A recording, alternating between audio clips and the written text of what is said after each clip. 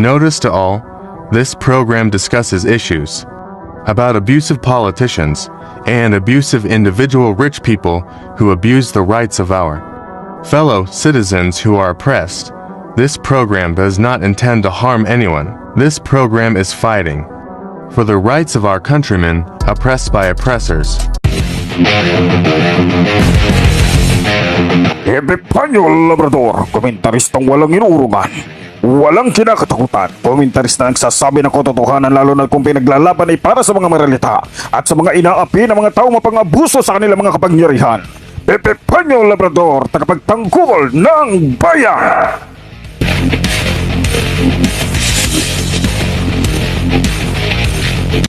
Sundan at pakinggan ang kanyang pakikipaglaban para sa karapatan ng ating mga kababayan. Epipanyo Labrador!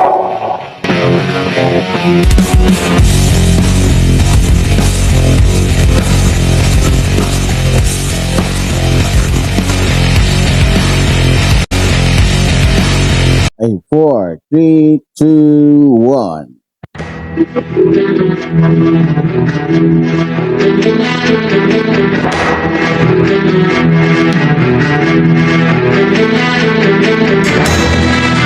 Magandang umaga Pilipinas. Muli nandito na naman po ang inyong lingkod, Epipanyo Labrador, sa ating programa Civilian Anti-Crime Group, Epipanyo Labrador.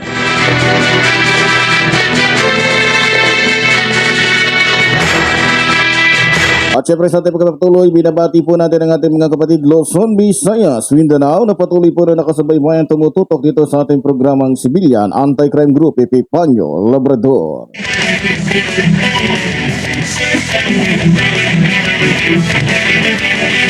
At syempre bagong lahat, binabati muna po natin ang ating mga kababayan sa abroad na patuloy po na nakatutok at sumusubaybay dito sa ating programang Civilian Anti-Crime Group, Epipanyo Labrador, at maging sa ating mga bagong mga subscribers na makakasama natin ngayon. Maraming salamat po, naway lagi po namin kayo makakasama dito sa ating palatuntunang Civilian Anti-Crime Group, Epipanyo Labrador.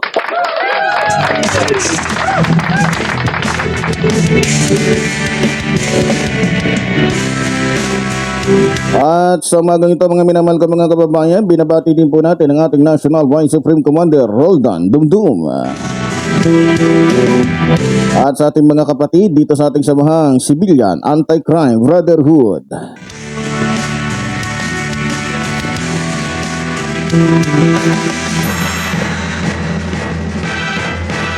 Ang oras po natin ngayon ay ganap ng alas 7:30 ng umaga, araw ng Sabado, September 30, 2023.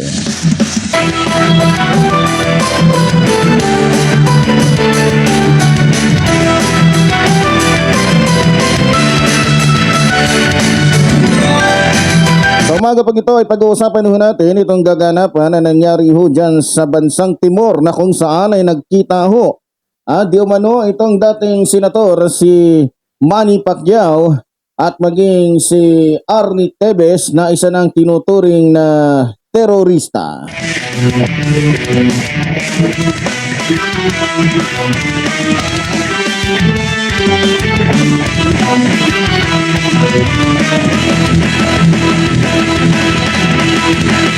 Ayon pa sa Department of Justice, nagkaroon ng change encounter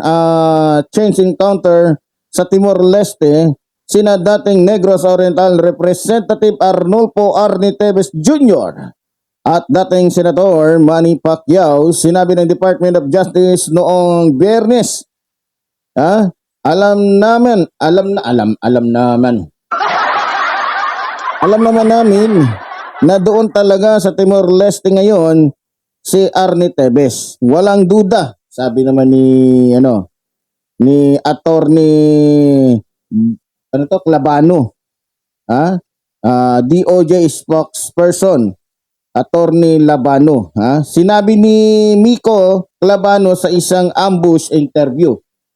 Meron din palang ambush na interview. Akala ko yung ambush yung barilan lang.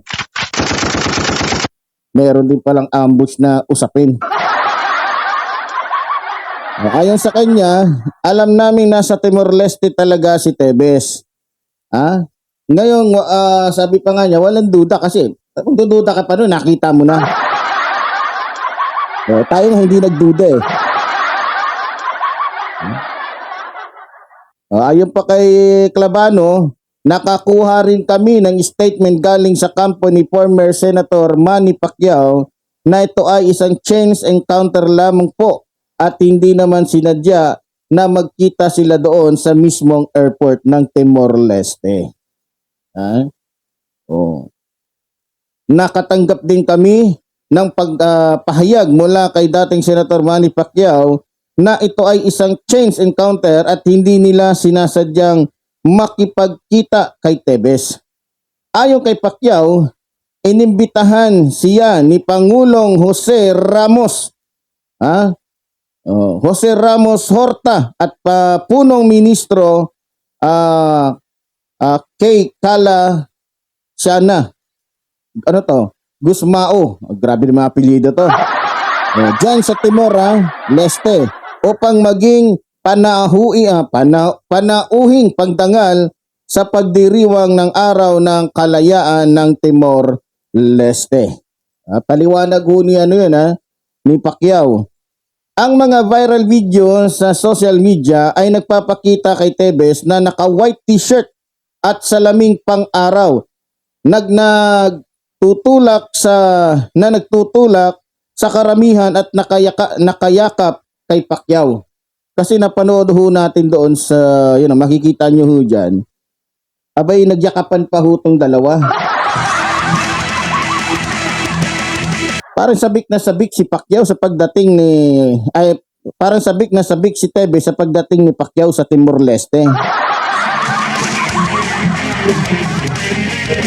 Sinabi pa ng dating senator na muli niyang nakilala si Tevez sa isang hapunan na inorganisa ng gobyerno ng Timor-Leste at mga boxing group, ngunit hindi sila nagkaroon ng pagkakataong mag-usap.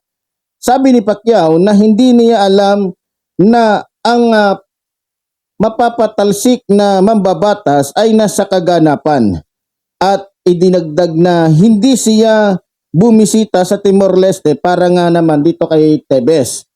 Samantala, tumanggi ang Embahada ng Pilipinas sa Timor-Leste na magkomento, sinabing wala itong kinalaman sa pagbisita ni Pacquiao. Si Tevez ay paksa ng warrant of arrest sa Pilipinas dahil sa umano'y utak sa pagpatay kay Negros Oriental Roel Ragay Digamo at iba pa noong Marso 4. Ang dating kinatawan ng Negros Oriental ay itinalaga rin ng Anti-Terrorism Council bilang terorista dahil sa mga patayan at harassment sa Negros Oriental. Samantala, sinasabi ni Clavano na naniniwala ang DOJ na hindi inimbitahan si Tevez ng gobyerno ng Timor-Leste dahil nagkaroon ng maraming high-level talks sa pagitan ni Pangulong Ferdinand Marcos Jr. at Horta. Sa tingin namin, ayon po sa DOJ, these are not in any way sanctioned by their government. Yung pagpunta ni former Congressman Arnie Tevez, hindi rin naman sinadya na imbitahan si former Congressman Arnie Tevez. Si Manny Pacquiao lang po ang inibintahan. Nga ba ito? Nabubuyo. Inimbita. Dahil ayon ho sa kanila, yun talaga, magpilipit yung dila natin. Sabi pa niya, we believe na these are not any way sanctions, sabi, by their government. The visit of former Congressman Arnie Tevez, hindi rin nila inimbitahan si dating Congressman Tevez. O diniin pa nila, si Manny Pacquiao lang ang naimbitahan. Inimbitahan pala. Sinabi ng tagapagsalita ng Justice Department na ipagpapatuloy at paitingin nila ang kanilang mga operasyon laban kay Tevez. Kailangan nating dumaan sa mga, sabi pa nila, dagdag pa ng tagapagsalita ng DOJ, kailangan nating dumaan sa mga diplomatikong channel dahil wala naman tayong extradition treaty with Timor-Leste. Ngunit ang pagtutulungan at komunikasyon sa pagitan ng dalawang pamahalaan ay naging napakabunga. Marami na pong napag-usapan and our operations, and based on those communications, ayon kay Clabano, kailangan nating dumaan sa mga diplomatiko, sabi niya. Oh, pagka mayaman talagang dadaan sa ganun, no? Ganun talaga. Dahil wala tayong extradition treaty, ulitin ko sabi niya, sa Timor. Ngunit ang operasyon at komunikasyon sa pagitan ng dalawang gobyerno ay naging napakabunga. Napakabunga daw pero hindi nahuli. Nagkaroon ng maraming talakayan at ang ating mga operasyon ay batay sa mga komunikasyong iyon. So sabi pa niya, so of course, dahil nagpakita na talaga siya, dahil pinakita niya ang kanyang sarili, mas paigtingan pa natin ang operasyon at pabibilisin ang proseso ayon uli dito sa tagapagsalita ng DOJ.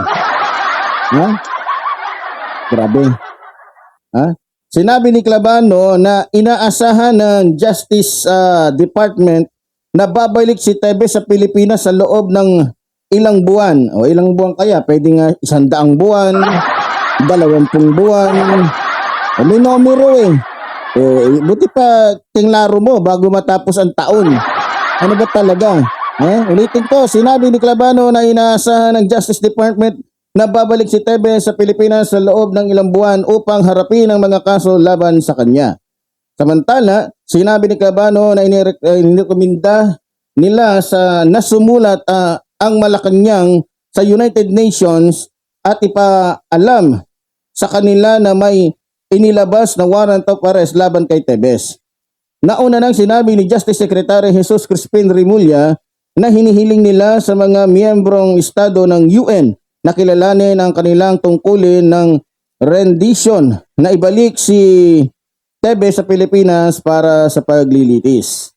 Bukod sa pagpatay kay Digamo at iba pa, sinampahan din ng kaso ang dating mababatas at iba pa sa pagkamatay ng 3 individual sa Negros Oriental noong 2019. Ang kapulungan ng mga kinatawan noong kalagitnaan ng August ay bumoto upang paalisin si Tevez dahil sa hindi maayos na pag-uugali at ang kanyang patuloy na pagliban sa kabila ng isang nag-expire na otoridad sa paglalakbay. Alam niyo mga kababayan, grabe yung nangyari sa Timor. At marami po sa mga kababayan natin ang hindi makapaniwala na nakikita ho natin doon na hinahagis na lamang po sa gilid si Tevez. Abay piling ni Tevez, siya pa rin si Congressman Arnie Tevez. Ay biro mo, hindi na niya bansa. Hindi niya na bansa yun. Abay nagpagitna. Abay tinalikuran lahat ng bodyguard. Akala siguro niya, sasantuhin siya ng mga bodyguard doon. Pasalamat nga siya, hindi siya agad kinanta ni Pacquiao na yan ay wanted doon sa amin. Dahil hindi, baka tinalian na agad yan at dinala doon sa kung saan man. Malakas ang loob niya. Nagpakita pa sa camera. Ngayon mga minamahal kong mga kababayan, nagkaroon po ito ng malalim na usapin at nagkaroon po ng kaisipan ng ating mga kababayan sa pangyayari hong ito. Pero bago ang lahat, nakikita mo talaga na nagmukhang sisiw talaga itong si Arnie Tevez. Nagmukha siyang papansin, hindi lang sa harap ng social media, nagmukha siyang papansin mismo kay Manny Pacquiao.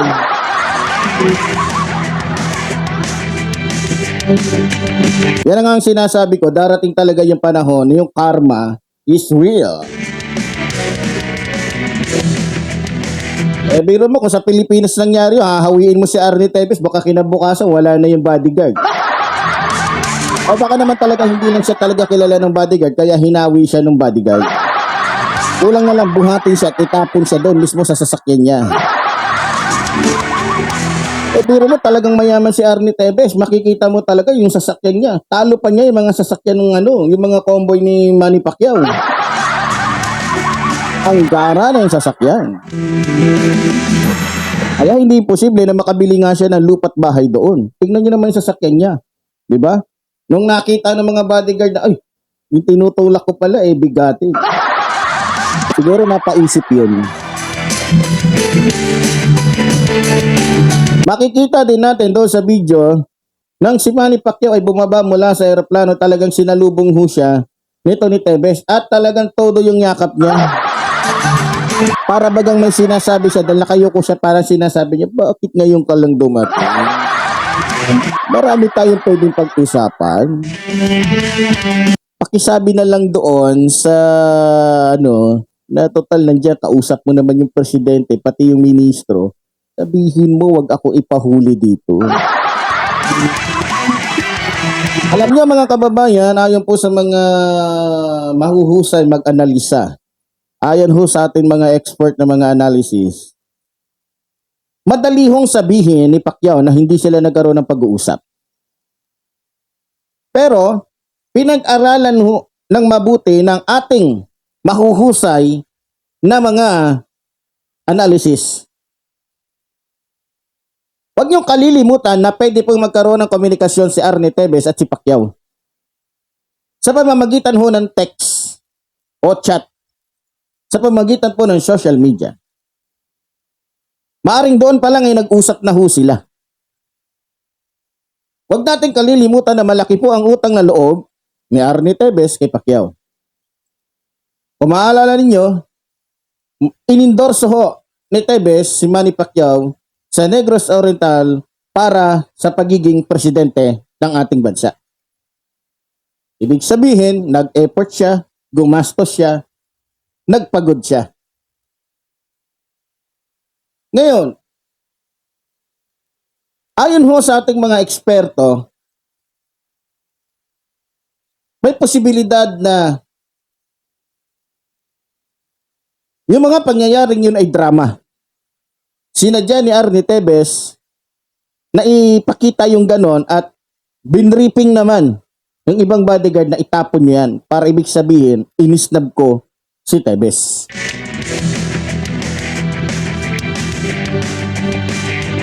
Itapon niya yan para sabihin ng iba na hindi ko siya pinansin. Hindi niya pinansin pero nakipagyakapan siya. At hindi rin malayong mangyari na habang nag-uusap ang presidente at ang minister ng Timor-Leste ay maaaring humingi ng pabor itong si Manny Pacquiao na huwag ipahuli itong si Arnie Tevez at gumawa ng paraan na hindi madakip itong si Arnie Tevez ng ating mga kapulisan o ating Napolcom ng ating Interpol. Nang sa gayon ay mamayagpag siya at hindi siya makulong. At siyempre, makalusot sa kanyang mga ginawang kasalanan.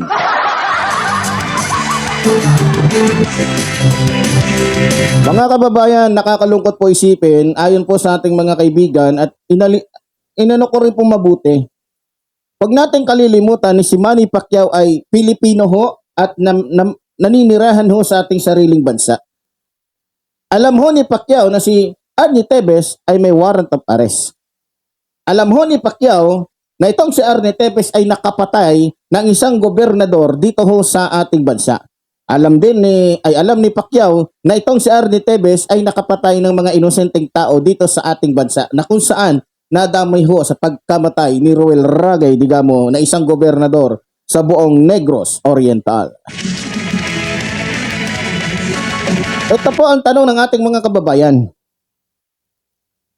Kung talagang Pilipino at may malasakit itong si Manny Pacquiao, sa ating mga kababayan dyan sa Negros Oriental, at siguro naman nakapanood siya sa mga pangyayari dyan, sa kahindik-hindik na pangyayari dyan sa Pamplona, Negros Oriental, bakit nung mga panahon na nakausap niya, nakita niya na mismo, etong si Arnie Tevez at yumakap pa nga sa kanya at nakipagyakapan siya, bakit hindi niya ginrab yung pagkakataon na sinabi niya doon mismo sa presidente at sinabi niya mismo doon sa ministro na yung lumapit sa akin kanina na kalbo, na mukhang tarser yung mata,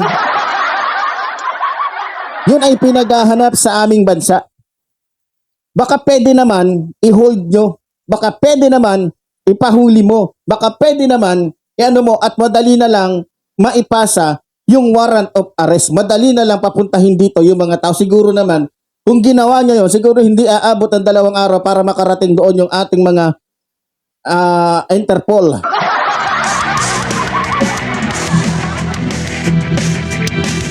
Alam niyo mga kababayan, nakakasama po talaga ng loob itong si Manny Pacquiao. Marami pong sumama ang loob sa kanya sapagkat nakita ho natin. Pumabor ho si Manny Pacquiao dito sa isang kriminal na tao na walang iba kundi si Arnie Tevez. Pumapabor ho si Manny Pacquiao dito sa isang leader ng terorista, nakapatay ng mga tao dito sa ating bansa. Dahil kung ginamit niya yung pagkakataon na yon, bilang bisita, sabihin na natin bisita siya at hindi sinasadya ang pagkakataon na nagkita sila. Dahil pinag-ahanap po ng ating batas itong si Arnie Tevez. Sana tumulong siya sa ating gobyerno. Sana ipinakita niya. Concern siya sa ating mga kababayan dyan sa Negros. Sana pinakita niya.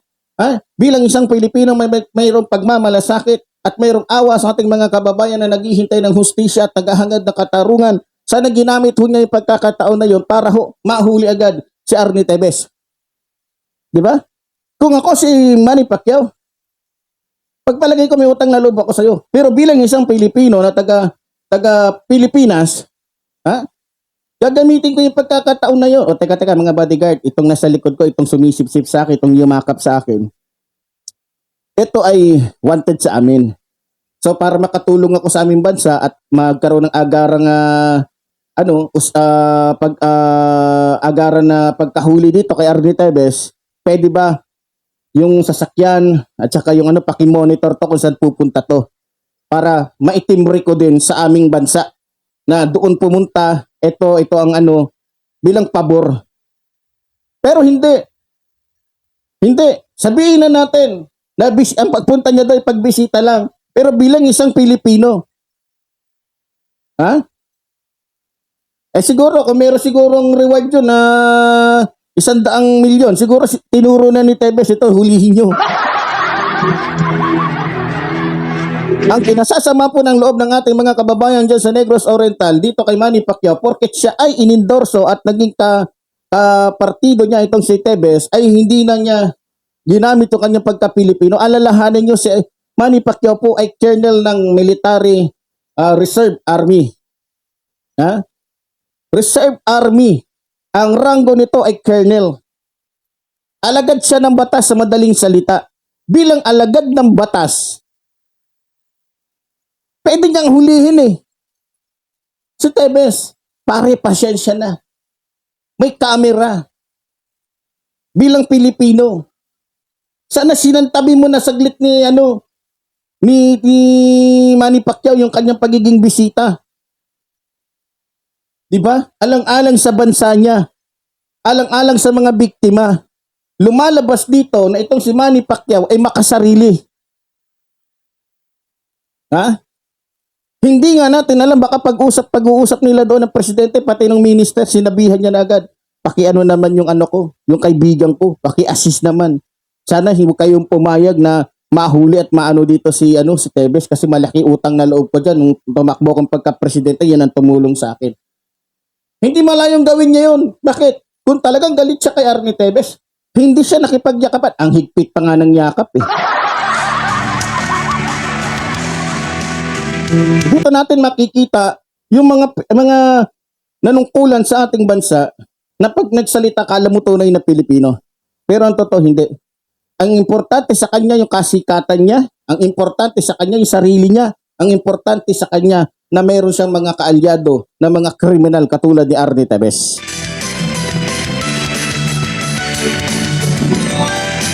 Marami po sa mga kababayan natin ngayon na nagulat sa ginawa ni Manny Pacquiao.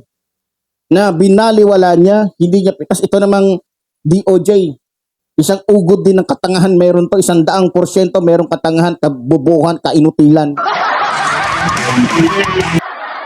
Sila pa ang gumawa ng statement na hindi sinasadya ni Manny Pacquiao. Nandun na nga tayo Pero isang tambak na bobo kayo. Isang tambak kayo ng mga inutil.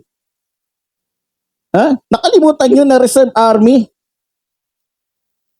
Walang sundalo doon Walang pulis doon. Pero merong isang senator, dating senator na kumakatawan sa ating bansa, na dapat ay pumoprotekta at nagbibigay katarungan sa mga naaapi. Dahil hindi na siya senator. Mas inuna niya na pumunta doon para makapagsalita, magpasikat sa kanyang mga sasabihin kaysa gampanan yung kanyang pagiging Pilipino. Ganun ba yon? Ha? Ayan na eh. Nasa harap na. Pwedeng sabihin ni Pacquiao, oh, eto si Tebes. Pakisabi sa gobyerno natin, nandito. Maraming alalay si Pacman. Maraming kasama. Oh, pakisend nyo naman doon sa kay Rimulya. Pakisend nyo kay Abalos. O ito, aaliwin ko muna si Tebes. Aaliwin ko. Magpadala agad kayo dito ng para mahuli na agad ito. Pero wala. Nakukuha nyo po punto ko. Kaya, kung tanga na senator, bobo na senator, inutil na senator si Robin Padilla, ito naman yung uri ng senator na ugod ng makasarili. Ha? Walang pagmamahal sa sarili niyang bansa. Walang pagmamahal sa sarili niyang mga kababayan. Dahil iniisip niya, malaki utang na loob ko. Kaya delikado yung mga politikong ganyan. Kahit kriminal, kahit ano pa yan, dahil may utang na loob sila, dahil sa halalan, bulag sila, bingi sila. Alam naman siguro ni Tebes. Ha? Sinadya ni Tebes napuntahan si Manny Pacquiao doon at yakapin. Para yung mga tao doon sa Timor-Leste, ma-aware sila. O alam nila, ay, mabait yata to si Tebes kasi kayakap pa nga niya si Manny Pacquiao. Diba? Mga kababayan, nakakalungkot ho isipin. Bakit ganito? Diba? Nakakalungkot.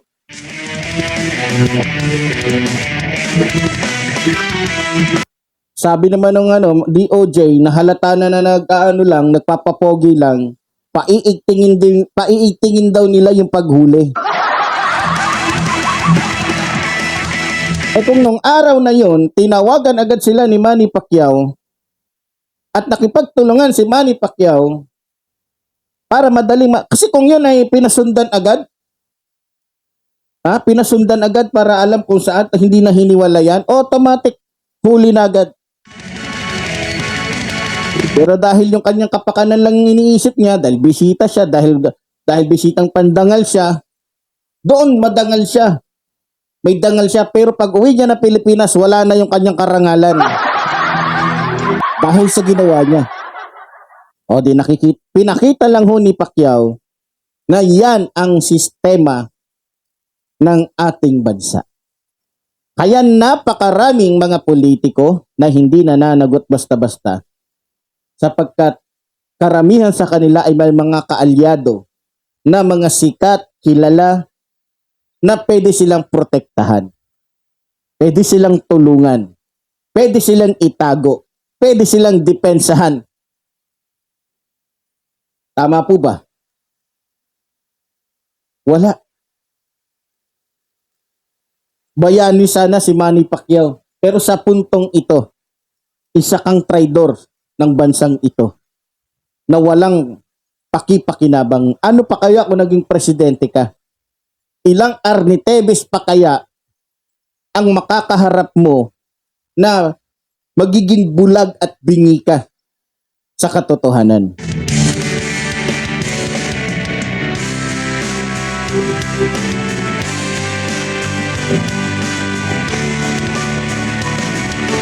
Alam niyo mga kababayan, nakakalungkot. Nakakalungkot po talaga isipin. Bagamat hindi ho sapat yun eh. Yung makita natin, para sa akin walang kwenta yun eh. Yung makita natin hinahagis siya nung bodyguard. Walang kwenta, kahit pa nga makita natin bugbugin siya doon, walang kwenta yun eh. Kasi bakit? Ang hinihingi po ng ating mga kababayan, ang gusto po ng ating mga kababayan, ang pinagdarasal ho ng mga biktima nito ni Arnie Tevez ay mahuli siya. Nang sa gayon ay mapagdusahan niya yung kanyang mga nagawang krimen. Yun na eh.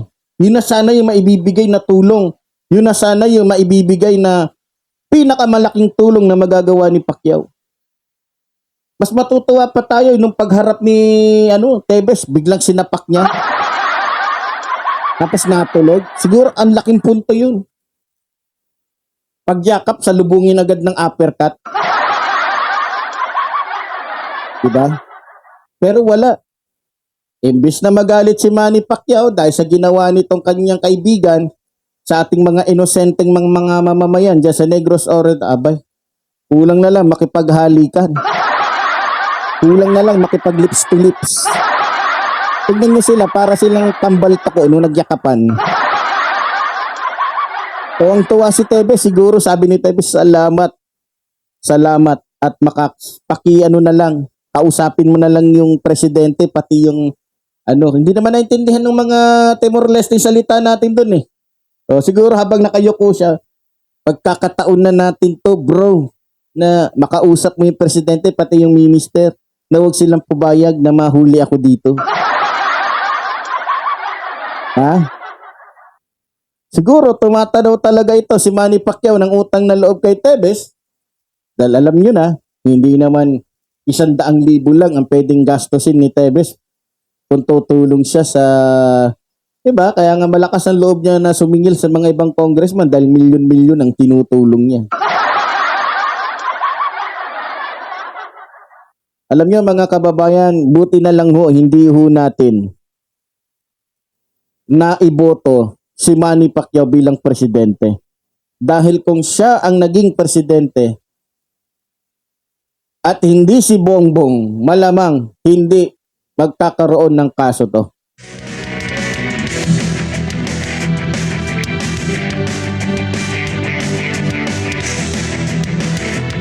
Hindi naman rason doon eh kung sinadya ba nilang magkita doon sa airport o hindi. Hindi naman yun ang issue doon. Ang issue doon, alam ho ni Manny Pacquiao na wanted. Alam ni Manny Pacquiao na terorismo yan. Ha? Alam ni Manny Pacquiao. Bakit naging tahimik siya doon? Na hindi man lang niya in-inform agad yung kanyang mga kasamaan pakisabi sa presidente ng may gusto sana akong ipa-hold dito, may gusto sana akong ipahuli. Na may warrant of arrest at ito ay viral sa buong mundo na pero mga terorista, kinunsinti niya dahil kaibigan niya. Ganun ba yun? Lalo pa naging presidente ito. Di lahat ng mga siraulo, gago na katulad ni Arnie Tevez. Wala. Laya. Sana ho nakukuha niyo ang punto ko dito mga kababayan. Yun na yung pagkakataon eh. Alam niyo kung ginawa ni Manny Pacquiao yun, siguro hindi lang siya hero. Siguro siya pa yung magiging daan at pasasalamatan ng ating gobyerno. Dahil sa kanyang ginawa. Na hindi niya kung malate siya ng 1 oras bilang ginoong bisitang pandangal. Ang importante nakauwi siya ginawa ni Tevez ni Manny Pacquiao, mas siniguro niya yung ibang bansa na makaharap siya kaysa makagawa siya ng kabutihan sa ating mga kababayan na biktima nito ni Arnie Tevez. 'Di ba? Kaya kahit senator, walang karapatan itong si Pacquiao na maging senator. Yan po ang nagagawa ng kasikatan. Grabe. Malamang 100% dapat to maimbestigahan itong si Manny Pacquiao. Ba't hindi niya ginawa ang kanyang tungkulin bilang membro ng Armed Forces of the Philippines? 'Di ba? Kung dito sa Pilipinas di ba? At sino pwedeng hulihin yan? Siya. Palagay na natin wala tayong doon. Pero, hindi sa ganun. Si Rimulya, isa rin tong isa rin tong inutil eh. Kung ano-anong nirarason ninyo, halata na kayo na pinapatagal nyo talaga yung kaso na yan. Dahil bakit? May nag-uudyok sa inyo na isang na isang maka-China dyan.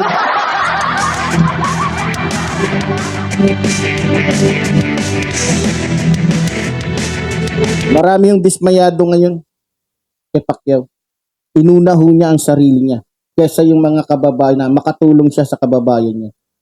Inuna niya ang sarili niya o kapakanan niya kaysa makatulong sa mga biktima ng Negros Oriental.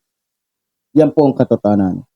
Muli po, sinasabi ng inyong lingkod at bago po tayo pala magtapos ito sa ating programa, sana ho masuportahan niyo po yung ating programa doon sa kabilang channel ho natin, Epipanyo Labrador, The Extreme Commentator.